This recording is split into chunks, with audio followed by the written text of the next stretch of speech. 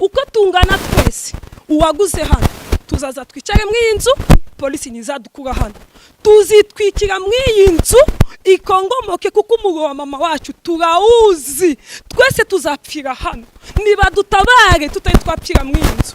Ni umuryango w'abana batandatu babyarwa na Kanyabutembo Virginia na Rugamba Saveri tubasanze mu murenge wa Gisenyi mu kagari ka Mbugangari. Iyi nzu abana batifuza kwigurishwa yubatswe mu kibanza avuga ko bahawe na leta mu mwaka w'1999.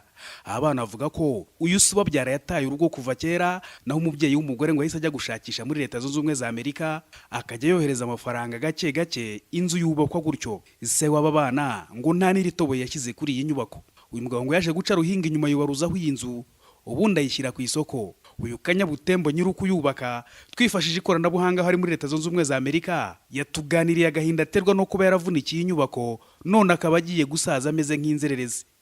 Ariko imanza zose twagiyemo twazirenganiyemo ku buryo naribajije se Mana, iyo umujaji umwe abaye umugome n'uwa kabiri aba umugome n'uwa gatatu akaba umugome, ese abanyarwanda nta mutima w'umuntu abavoka nta mutima w'umuntu bagira ngo bace urubanza barugososongore barurebe neza bajye ahubwo bakavuga ngo nta bushobozi bafite ngo kujya kuri tere. Narabingiza mwagiye kuri tere ngo nta bushobozi dufite bwo kujya kuri tere.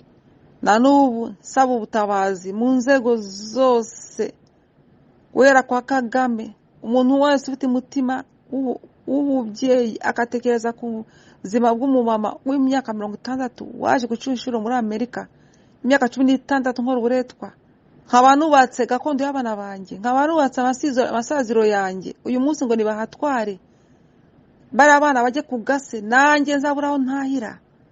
Abana b'uyu muryango ngo nabo bateye impungenge n'ubuzima bw'ejo kuko iyi nzu ari wo mutungo rukumbi bagiraga, bakavuga ko iramutse igurishijwe batapfa kubona ahandi bakinga umusaya. Ari naho bashingira basaba inzego zitandukanye bifuza ko batabarwa hakiri kare mu gihe ngo hatagira igikorwa ngo no biteguye gufata umwanzuro ugayitse bose bakitwikira muri iyi nzu. Niyo mpamvu natwe dusabye perezida wenyine adutabare kuko ubuyobozi bwo hasi ntabwo, ubucamanza ntabwo, kuko bwose buburana amahugu ntacyo badufashije, twarabuganye ntacyo batumariye. Tugasaba ubutabazi. Njyewe ndiyemeje mfite abana batatu, mama afite abuzukuru 10 akagira abana batatu. Uko tungana twese uwaguze hano tuzaza twicare mu iyi nzu polisi nizadukura hano tuzitwikira mu iyi nzu ikongomoke kuko umugabo wa mama wacu turawuzi twese tuzapfira hano niba dutabare tutari twapfira mu iyi nzu. Impungenge dufite ubu ngubu nuko cyane cyane ngende umunyeshuri ejo nzaba ntashe muri vacancy, umusaza ubu ngubu arimo aragurisha inzu yamaze kuyigurisha mu Cyamunara. Impungenge twe dufite nk'abana ejo tuzataha mama wacu arakuze yavunikiye ino nzu kuko byagaragajwe n'imanza zose ko ari wubakisha, arakuze ku myaka 63. Ejo nejo muda azatahirahe. Papa uko mumubona kuriya afite imitungo ikibuye myinshi agenda agurisha umwe ku wundi arya wenyine.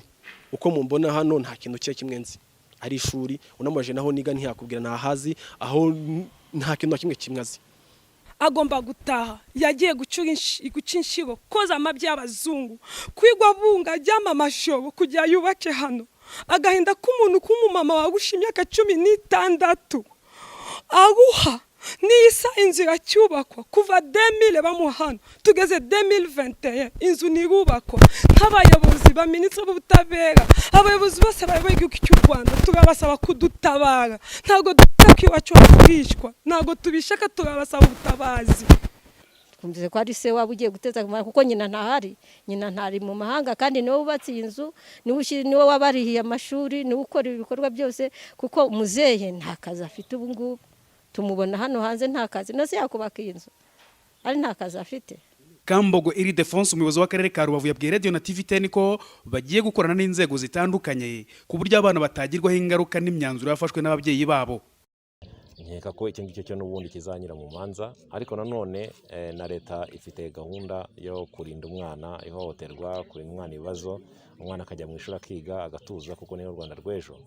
Nyaho akarere binyuze mu biro byacu bishinzwe gukurikirana ibibazo nk'ibyo ngibyo bijyanye n'abana n'abandi bantu bose bafite ibibazo bitandukanye, nyaho ko tuzabegera tukareba uburyo abo bana babayemo, ariko nanone tugakurikirana n'uburyo imigendekere y'urwo rubanza izagenda neza kugira ngo hatagira uharenganira.